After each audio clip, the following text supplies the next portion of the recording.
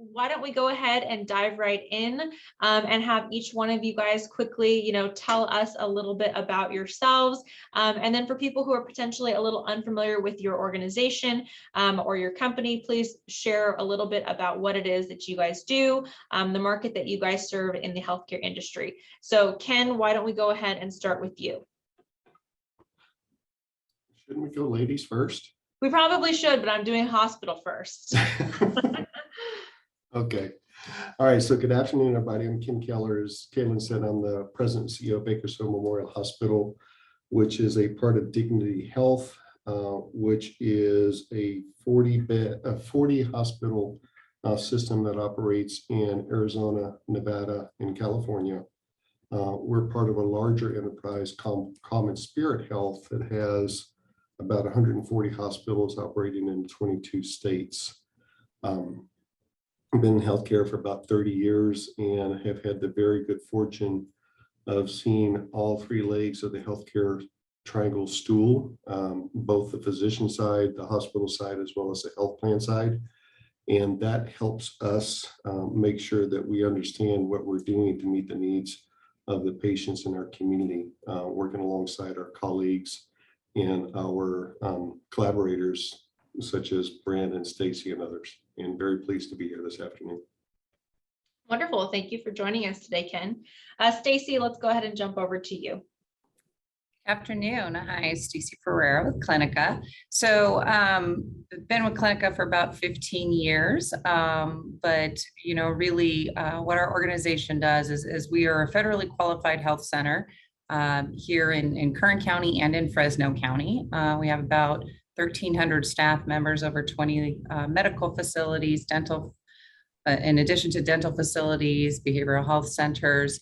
And we are here to really be that safety net provider, providing primary medical, dental, behavioral health services, some case management services to a real specific population of Kern County, and that is the low income, uninsured, underinsured, really honing in on patients that are in poverty for most cases. And so, really here to take care of those vulnerable populations, and happy to be here.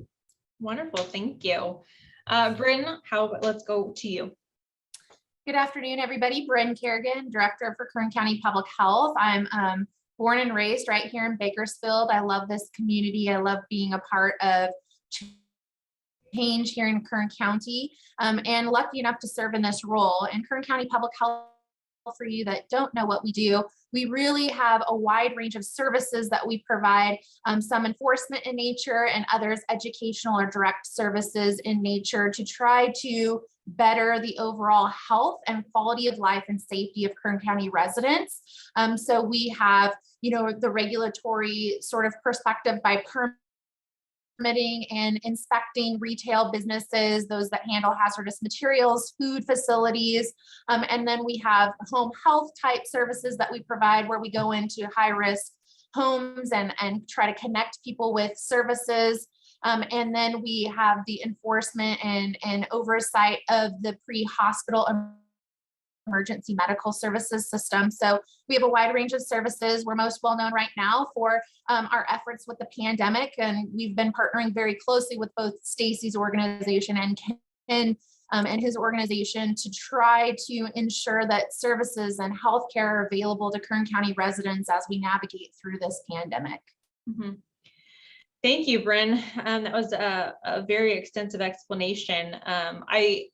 We are so grateful for our Kern County Public Health. I wish we got to know you under better circumstances than we have over the last year, though, I will say that. Okay, let's go ahead and jump right into our question. I'm going to start this first question for our two healthcare providers here, so Stacy and Ken. How has the COVID-19 pandemic, with both the past and potentially anticipated surges, really impacted your guys' care delivery? So Stacy, let's start with you.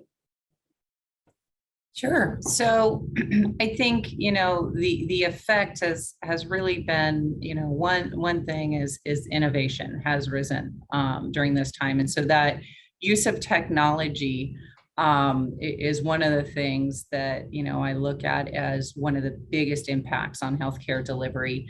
That being said, you know, as the provider, one of the providers here in our community that really is targeting the low income and underserved, we also recognize that our patients a lot of times have a lack of access to devices or reliable internet to utilize things like virtual visits. And so during this pandemic, that has probably looked a lot different for organizations like ours than it has for others. And so in-person services have still been in demand. We've been grateful to have exemptions that have allowed us to use telephonic means to deliver care. But ultimately, we've taken a different perspective and really looked at how are we fulfilling a part of that public health commitment as well. And so in partnership with our public health department, when something like this hits, what is our role as a healthcare organization in helping our community be healthy during this time? So, you know, we've done quite a bit of work during, you know, this pandemic. In 2021. We've done, you know, over 50,000 COVID tests and have provided over 72,000 vaccines. So we have definitely taken on some of the work and worked with our partners collaboratively to help our patients in this community make sure that they're getting the care that they need and preventative services, if at all possible. Are some of those numbers that you pointed out, your COVID testing, your vaccination numbers, are those Kern County specific or are those system wide? Those are system wide. We do have Kern County numbers as well. That being said, our organization is about 2/3 of our businesses here in Kern County and about 1/3 in Fresno. So majority of that has been done here in Kern County. Wonderful. Ken, how about you? As one of our larger hospitals here in Bakersfield, you know, how has the past and anticipated surge impacted care delivery? Oh, and you're muted. Hold on. We'll go ahead and take you off. I'll come down to 3 salient points as far as the way that it has impacted us. First and foremost, hospitals by nature are planners. We're constantly looking at what we have, you know, in, today, next week, next month, and to a certain extent the next year or so forth. However, with the pandemic, it has forced us to be much more deliberate and much more detailed within that planning.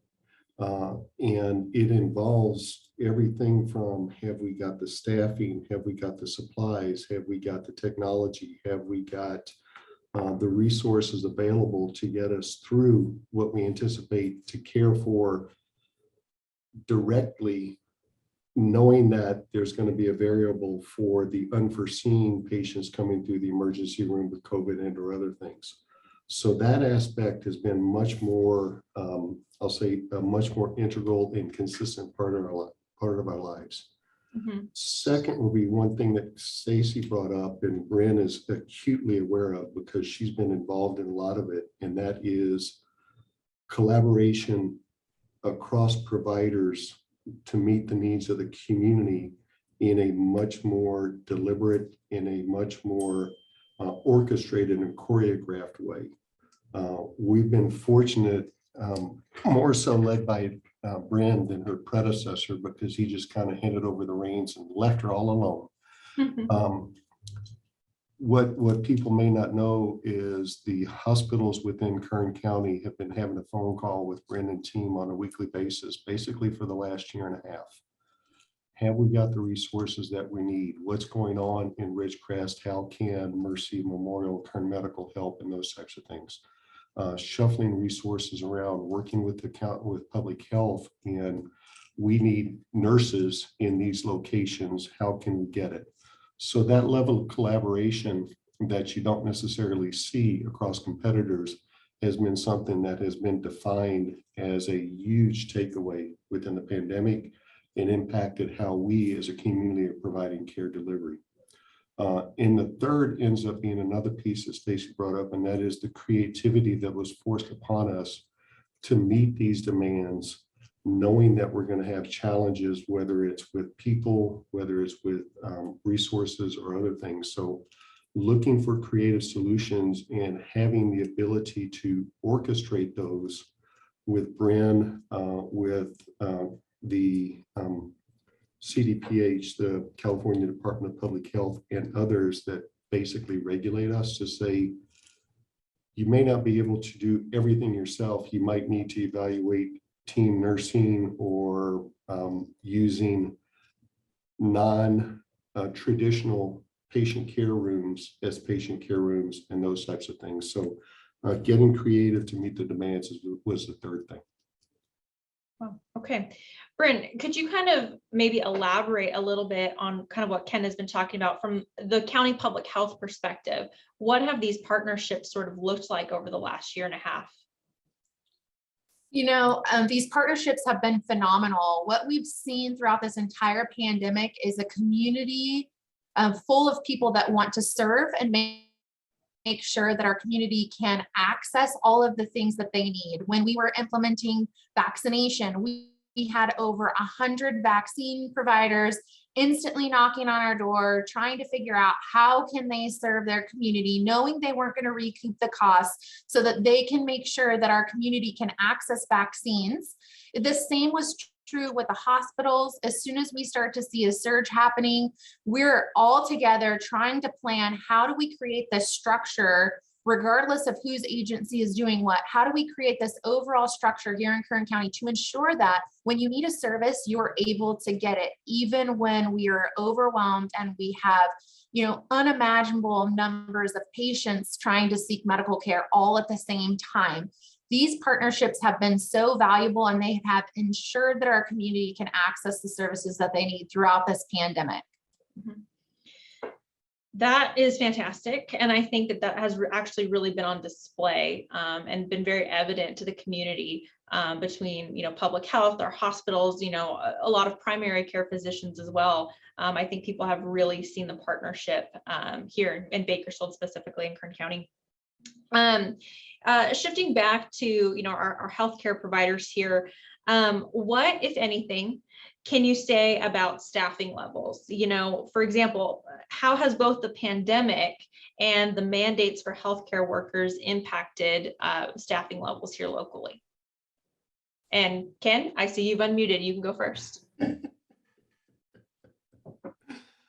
I can say the combination of those two events has made staffing extremely challenging, coupled with the fact that a number of nurses, a number of caregivers had the opportunity to take what are called traveler positions, where it's a contract relationship where they may go work in a different locale for 4 weeks to 4 months and end up being paid significantly more than what they might get in their traditional setting.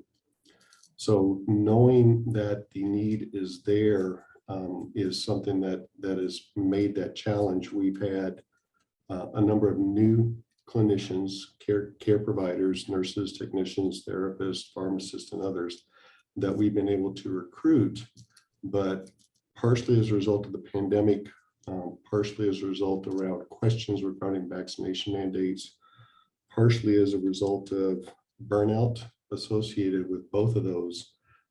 Staffing has waned, and challenges will continue based on what the pundits are saying, at least for the next 3 to 5 years. Mm-hmm. And Stacy, have you guys maybe experienced a similar thing? Obviously, we know that there's a national healthcare worker shortage. So wondering if that's translating for you guys as well. Absolutely. You know, I can sit here and echo pretty much, you know, a lot of the stuff that Ken brought up. I think for us, that looks a little different. We're not as nursing dependent as, you know, a hospital system. However, the amount of folks working at entry-level positions like receptionists and medical assistants, this pandemic has been extremely difficult on those professions. And I think a lot of people have questioned, is this what I signed up for as a career? And a lot of people have really started to think about what else is out there. And I think that has been one of the biggest challenges for us is that regular support staff that you count on every day to, keep the doors open has been quite difficult. As far as the mandates for vaccination, we took with our staff and our team a very transparent, process where we sat down and we had a conversation about, we think this is the right thing to do in healthcare. And, we're asking you to consider how this affects our patients. And we really had a lot of honest conversations about, the vaccination and exemptions and what that looks like for our organization. Of course, we're 100% compliant, but I'm really proud that 97% of our staff rolled up their sleeves and got vaccinated. And so, that says a lot about the people working in our system that really want to take care of the patients and are really trying to do the right thing, because like everybody else, they had questions. Like everybody else, they heard stories, they saw the Facebook pages, and all the things that got out there. So, I'm really pleased with the outcomes of some of that. But I also, we were very respectful of those that just said, this just isn't for me. And there was a tiny, tiny, tiny little handful, less than a handful actually in our organization. So, but it has been a big impact, and it continues to be an impact because the burnout is really intense. And this has gone on a very long time. So yes, the 2 weeks to flatten the curve is going on 2 years. So we all understand that very much. So so this is a question that all of you guys can take a stab at, but Brynn, I'd like to start with you. Yesterday, Governor Newsom and the state reissued a statewide mask mandate for all indoor locations. Do you guys anticipate another significant COVID surge with the additional variants that are coming up, entering into the holiday season? And are we as a county prepared? And so for you guys, are we as a health system prepared with regards to not only to vaccines, but hospital capacity, clinic capacity, et cetera? So Brynn, why don't we start with you? Sure. So it's very difficult to predict the future. I wish I could. Right.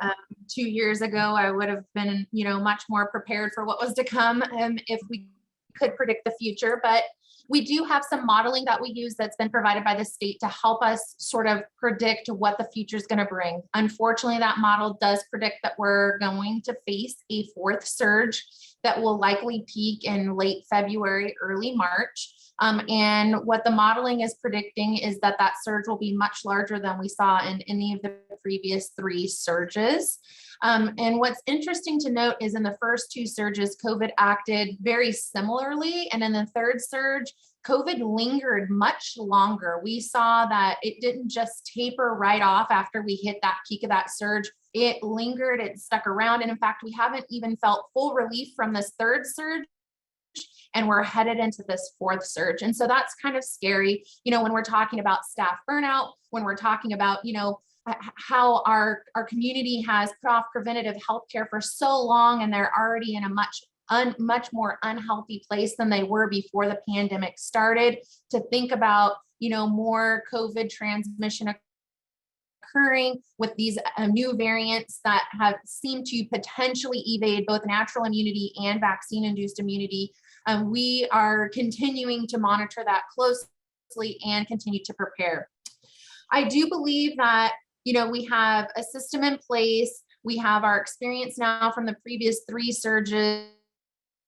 We kind of know what to expect with a fourth surge, but you can never fully prepare for what's to come until you actually see what's actually going to happen. We know how to gather staff. We know how to handle surges on the short term, but if this fourth surge is indeed as big as the modeling projects, and if it lingers like this third surge, we're going to have some problems that we're going to have to overcome as a community together. And so I think it's important for all of us to do everything that we can to prevent the transmission of this disease. so that we don't see that fourth surge. And if the fourth surge does happen, it isn't as extreme as that modeling is projecting. We do have the vaccine infrastructure and capacity to continue to vaccinate Kern County residents. In fact, as of 2 weeks ago, we saw the largest vaccination rates that we've seen since April. In a single week, we vaccinated we administered over 24,000 doses in Kern County residents during that single week. So that is promising. That helps us feel like maybe that fourth surge won't be as impactful as the modeling. And what's the primary reason that the state modeling is contributing to the fourth surge? Obviously, we're going to try doing everything that we can to prevent it from being as bad as it was. But with vaccines available, why is this one so much potentially worse than the previous? The modeling predicts a lot of things, and it takes a lot of what previously happens and projects that out moving forward. But then it's also taking into consideration waning immunity and what waning immunity looks like in those that are vaccinated, what waning immunity looks like in those that have had COVID-19 before and have some level of natural immunity. So that's why there's a couple of different versions of that model, and all based on what that waning immunity looks like. Got it. Ken, let's jump to you. Let's get your perspective on that. I come back to in the first wave, one of my former bosses used the term, we were unconsciously incompetent. We didn't know what we didn't know. We had a basic understanding after seeing what happened in many other parts of the country. We at Memorial and Mercy benefited from our system office because we have hospitals in other locations, and we got some intelligence from them.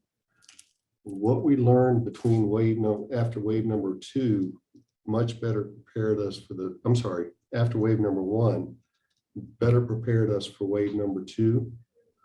And the plan that we had as 2.0 was I'll say exponentially better than version 1.0. And that helped us out in improving the plan after the second wave to prepare for the third. So at the end of the day, do we think that we'll be better prepared for a fourth wave? Yes. Will we still face the same challenges of staffing, supplies, medications, stamina, resilience, and others? Yes. Will we continue to collaborate with Brynn's team and the other hospitals and providers, Clinica service and others in the community to meet the needs? Yes, but we plan for the worst and hope and pray for the best. Mm-hmm. Stacy, I'd love to give you an opportunity if you have something to add, just with regards to, are you guys prepared, for a potential fourth surge? Obviously, we can never be 100%. We're going to take this on, and be able to solve all of life's problems. But, where are you guys kind of at with regards to that? Yeah, I think similar, to Ken and Brynn's experience, we're learning with each surge. And I think, that this last one, we got a little bit better at, balancing in-person and virtual visits, and also identified a way to test people in a model that becomes very scalable as demand increases. And so it's a learn as you go event, but I think, after 3, we have some really good tactics for how to approach this. And I agree with Ken 100%. We are going to experience all the same difficulties that we have during the rest. But given that we're getting better at this every time and more efficient, God, I hate to use these words, but it feels like the new normal, and we are just prepared to face the fight when it comes. So relying on our partnerships, of course. Mm-hmm. Absolutely. Brynn, you kind of touched on this already, talking about the surge in vaccines here in town, and that's a fantastic thing. Do you happen to have the current, vaccination rate for the county? I do. So as of yesterday, 50.9% of Kern's 5 and older population is fully vaccinated, and 57.6% of our 5 and older population is at least partially vaccinated. Okay. And is this a significant increase, obviously, for our community since the start of the pandemic?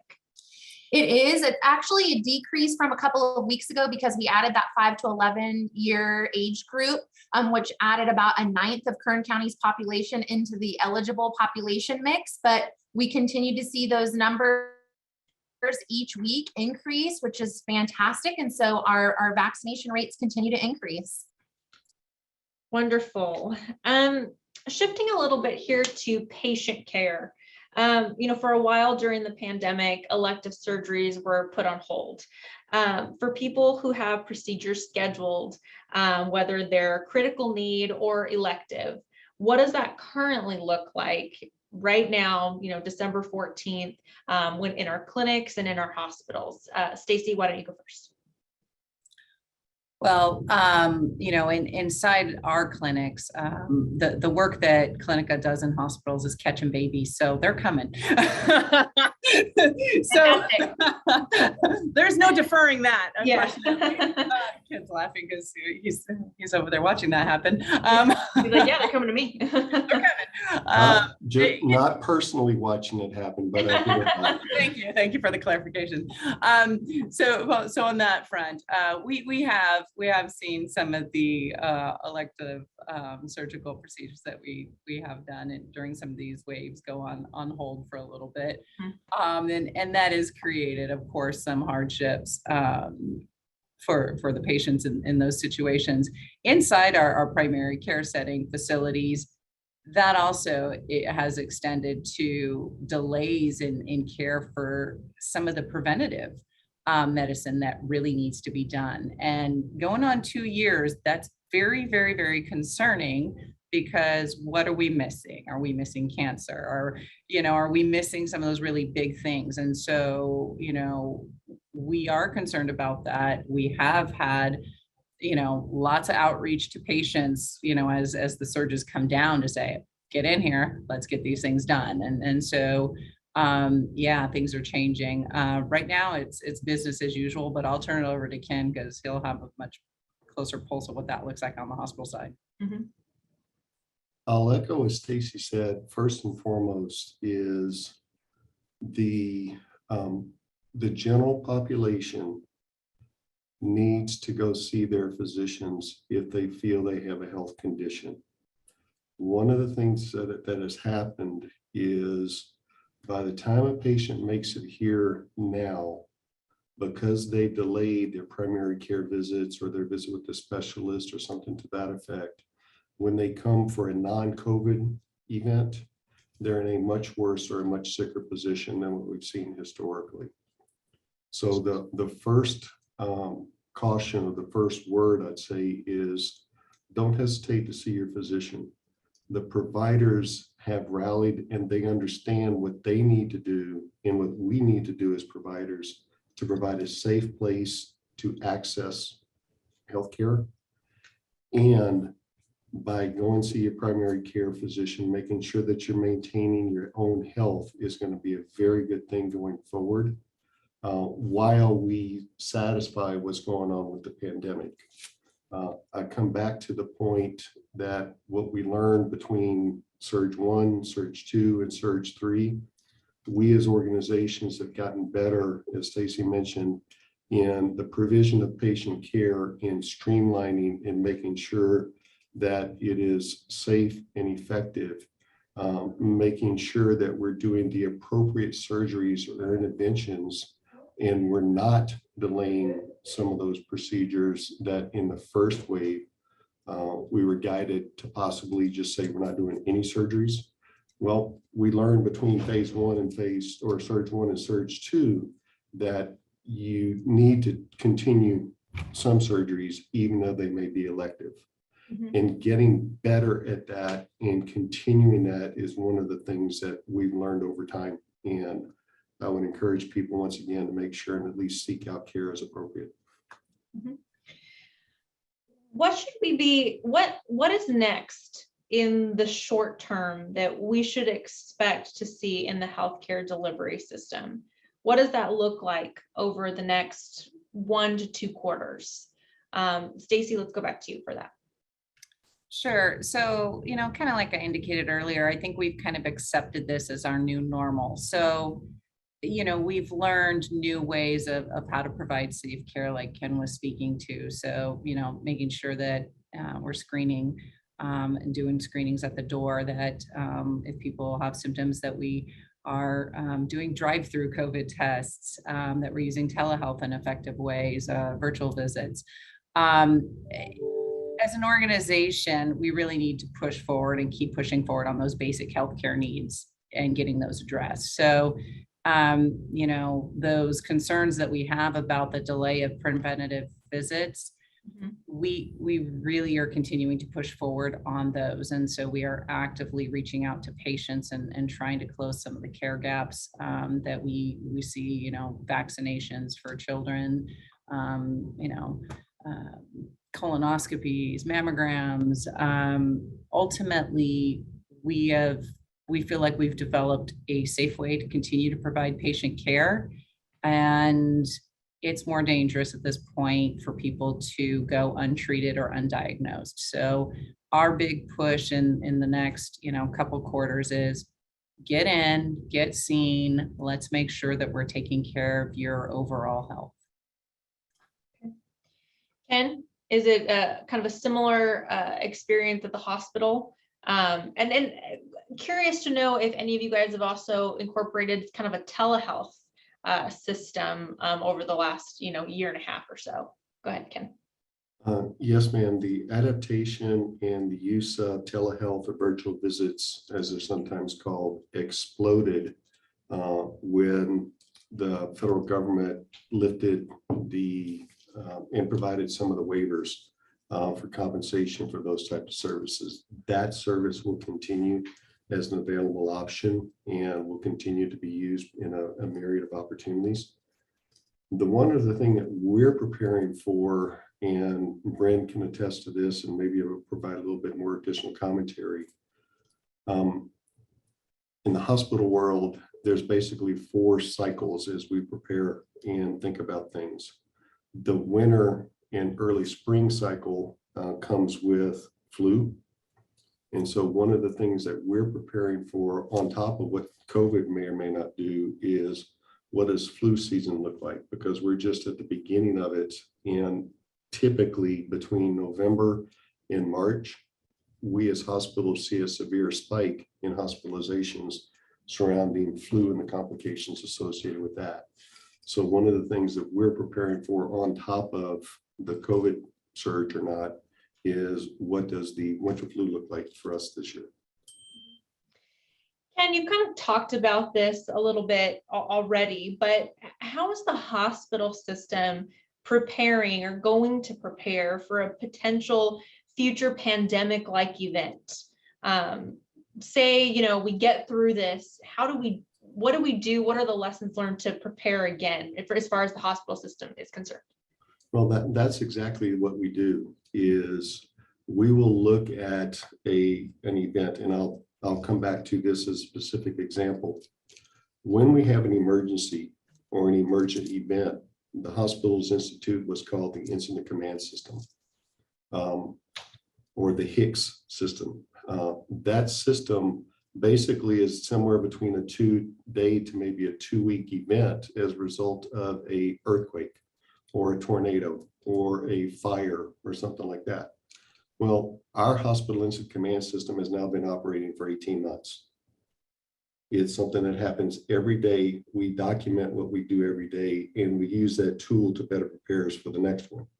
So after Surge 1, we as an organization sat down and said, what did we learn? What could we have done better? What did we not think about that we need to think about next time? What is a better potential application of our resources and the physical facility that we have that we didn't do in some of those elements? So we took, again, version 1.0 of the plan, improved upon it in 2.0 after the incident was, after the first surge was done, put together plan version 2, used that to get through surge 2, again modified, improved, adapted to now version plan 3, which is still being sustained as we go through this third surge. We have on our books a debrief and a planning meeting between Christmas and New Year to go through much of the major themes that we've taken over the last 60 days to be able to say, okay, surge 2 to 3, as Brynn said, surge 2 spiked and then went down pretty quickly. Surge 3 may not have spiked quite as high as we anticipated, but the duration of that was much longer. The physical presence of the patients that we've seen in surge 3 is a little different than surge 1 or 2. So what are some of those variables that we need to be thinking about as we prepare plan number 4 to be better prepared next time? Great. Brynn, this is for you. You mentioned obviously we're expecting surge 4 potentially, partially due to waning effectiveness of the vaccines. There are currently several groups that are eligible for the COVID vaccine boosters, across each of the different vaccines. What's our current countywide, booster availability? Do we have any data on this, on, potentially if people are coming already to get their boosters? I'm glad you brought this up. As of last week, it was just approved for those that are 16 and 17 to be able to get a booster shot using the Pfizer vaccination series. So they just expanded eligibility for boosters last week. As of right now, for both the Pfizer and the Moderna vaccines, 6 months following that completion of your vaccination series, you're eligible for a booster if you're 18 or older. And then of course with the Pfizer, the 16 and 17-year-olds are now eligible. And then with the Johnson & Johnson vaccine, everybody 18 or older, 2 months following the first dose of their Johnson & Johnson vaccine. So we have a very large population that's eligible for boosters at this time, which is great. And we're actually starting to see our community really take advantage of getting their booster shot. As of this week, we have 95,900 doses that have been administered to Kern County residents that are considered either that third dose because they have some compromised immune system or that they received a booster dose. And so that's about 22% of our fully vaccinated population that has received a vaccination boost, which is great progress. And we hope to continue to see more of our population take advantage of that. This is potentially a silly question, but people have asked us about this, at the chamber, we know all, right? So obviously you're eligible for a vaccine booster at about 6 months. Is there a prime time to get a booster? What happens if you wait longer than 6 to 9 months? If you're after that, do you have to do the whole thing all over again? Or do you still only get the single shot for a booster? So you don't have to start all over again, no matter how long you've gone between getting your initial series and going to get your booster shot. We recommend that everybody gets their booster dose as soon as they are eligible to receive it. So 6 months after their Pfizer or their Moderna, or 2 months after their Johnson & Johnson, just to make sure we're keeping up with their immunity. Okay, fantastic. This is a question for all three of you.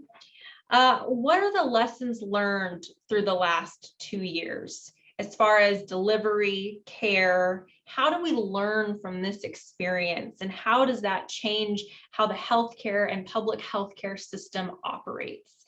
Stacy, let's start with you. Sure. So, I think at the very, very beginning of this thing, when I think back to, March, April 2020, there was a lot of fear, and through some of that, we saw limiting of service, closing of doors to patients, and that hurts our community. So that's not an answer that we can fall back on.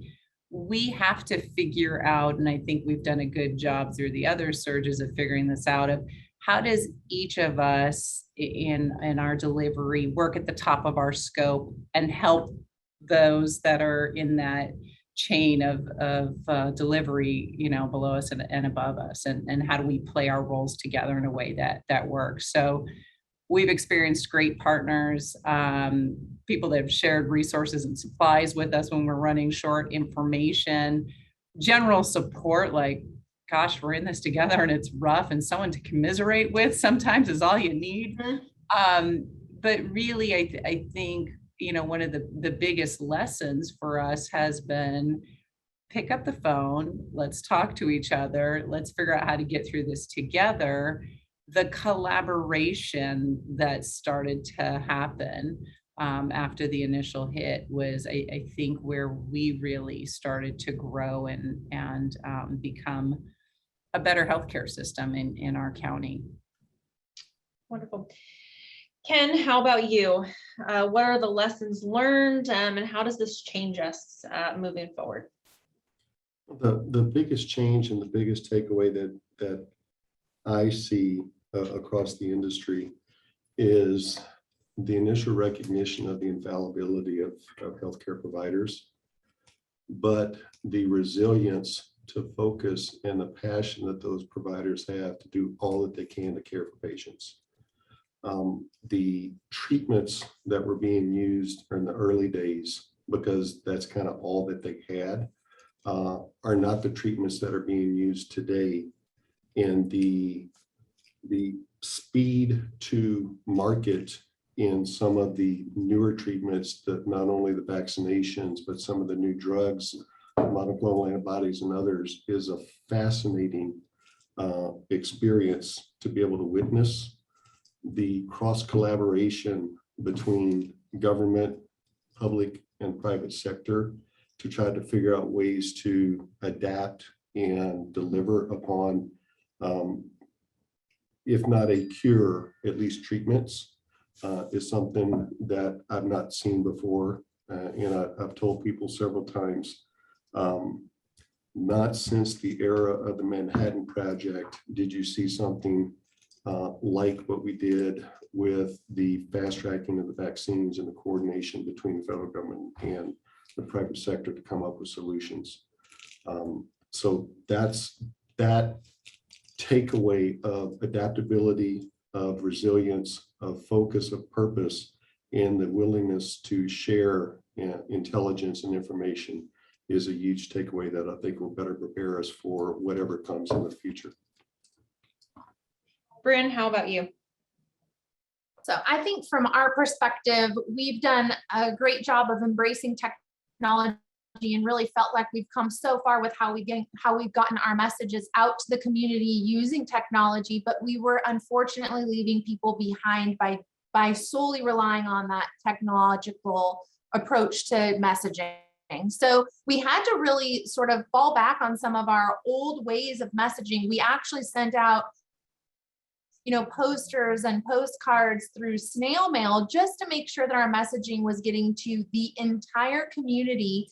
And then also really looking at how we bring services to them instead of expecting them to come to us. We were in, a world of fear. People were afraid to go to, places where people were congregating because they were afraid to get COVID-19. People couldn't get time off work. People didn't have a place to take their kids, and so we had to really make sure that we had vaccines, that we had testing, that we had all the resources that we could actually at areas that were convenient to all of our residents within Kern County to ensure that they had access to them. We really reverted back to going door to door. We have a whole team that's dedicated to just going around and knocking on people's doors to make sure that their questions can get answered, in a language that they understand, in a way that they can digest the information and make sure that they know that they can call people and feel like they're getting the trusted information that they need to make those right decisions. Mm-hmm. I think you're kind of right. This whole thing really did sort of put a spotlight on a lot of inequities, which I think is why it's really important that we have, organizations like Stacy's that's really serving that population. And it is really making sure that people are paying attention to that and making sure that things are accessible to everybody across all socioeconomic statuses and within our county. I would like to end on this question. So I'm going to try and, bring us to a close here. Obviously, the last year and a half to 2 years have been very challenging, and not only, as a local economy, as a state, as a nation, it's taken a really big toll on our healthcare and public health industry. We're so used to seeing and hearing about all of the negative impacts, right? The negative impacts of COVID. However, we've also seen huge community support for frontline healthcare workers, for public healthcare workers and essential workers. Are there any bright spots looking forward or that have come out of this? Any innovations? I know, Stacy, you had mentioned something about that in the beginning, or best practices that have come out of this experience that will be put to use to really enhance patient care and healthcare delivery into the future. So Stacy, let's start with you. Sure. So, I want to say the biggest thing that has come out of this for our organization anyway is our ability to change and flexibility. Prior to COVID, we had spent a year and a half, almost 2 years talking about how to implement a virtual platform. And when COVID hit, we brought it up in 2 weeks and made it work. So it's been a real testament to what can we do when we focus and put all our energy towards something very, very specific, with putting the patient first in mind. And I think that has been an eye opener for us. A lot of technology firms move real fast, but in healthcare, it's a people based system, and people don't like change. We just like to do things the way we've always done it. Mm-hmm. And that's not the reality of our world anymore. And so that has been a really, really big one for us. That the escalation of partnerships and relationships and data sharing. So that data sharing piece is something that's going to be applicable across many different spectrums and uses as we really get past COVID here. Our willingness to come to the table and talk about our populations and how we can collaborate and sharing data in a more meaningful way has really escalated during this time. And it's really enhanced the patient care that we're delivering. And I'm sure that will turn into better patient outcomes down the road. So those are the big ones for us in a primary care setting that we've seen. Mr. Keller, how about you? Bright spots, innovations, best practices. What has been a positive thing that we can say has come out of this? Bright spots start off here with a tool, a program that we call Code Hope. And that's when we have a patient with COVID that we get a chance to take out of the hospital and celebrate that patient. The one with the longest duration here was 92 days. Wow. So that happens fairly consistently, although not quite that long. The second is the rallying around us as providers, essential workers, and others by the community, and the time, devotion, support that we've been able to that we've received as a result of that. Key takeaways come back to some of those shared learnings that we've been able to see within the delivery systems, the collaboration across this market and many others. But I also come back to seeing the industry as a whole working in a different way, like Project Warp Speed and others, to really improve upon what's being delivered as a product in caring for patients. And that process, the tools, the connections that were made, I think is going to be a huge takeaway for what we look like in care delivery in the future. Wonderful. Brynn? Well, I think I've mentioned this before, but I've learned how caring Kern County really is. It is amazing every time I get into meetings with people like Ken and Stacy and the pharmacies that are here locally and the business businesses, they all care about making Kern County healthier and safer. And I didn't know that about Kern County before this pandemic started. So it's amazing to see how we all want to come together and we have, the same goal in mind, and that's to make sure that services are available, that our community is taken care of, and that we stay healthy and safe here. And I think that's amazing. And, with that mentality, we can achieve great things here. And once we get past this pandemic, using that same collaboration and infrastructure to really make a positive impact in other communicable and chronic diseases here in Kern County will be unstoppable. Mm-hmm. I could not agree more with any of you. I think despite the past couple, the challenges over the past couple of years, we shouldn't shortchange the incredible things that have happened within the healthcare industry, within innovation and the ability to still serve our community, I think, as healthcare providers, as public health. So I want to just say thank you to each and every one of you guys for not only what you do in our community, the services that you provide, but for also joining us here today for this recording on healthcare services. As we enter into 2022, I think we're all hopeful that we turn the page and that we are able to start looking forward towards a new normal, but remembering what old normal also used to look like. So hoping that there's a balance of taking the good and also getting back to where we were. So thank you all. I cannot thank you guys enough, Stacy, Brynn, Ken, for joining us here today. And I would be remiss if I also did not thank our incredible sponsors.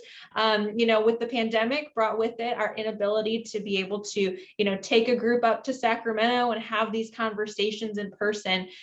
So in lieu of that, thank you to Chevron and of course Dignity Health for sponsoring these issue forums for us. We are so grateful to each one of you and to our sponsors and to our members for being able to provide these platforms of really just learning and sharing about these really, really important topics. So that's it for us here today. Thank you guys so much and have a wonderful day.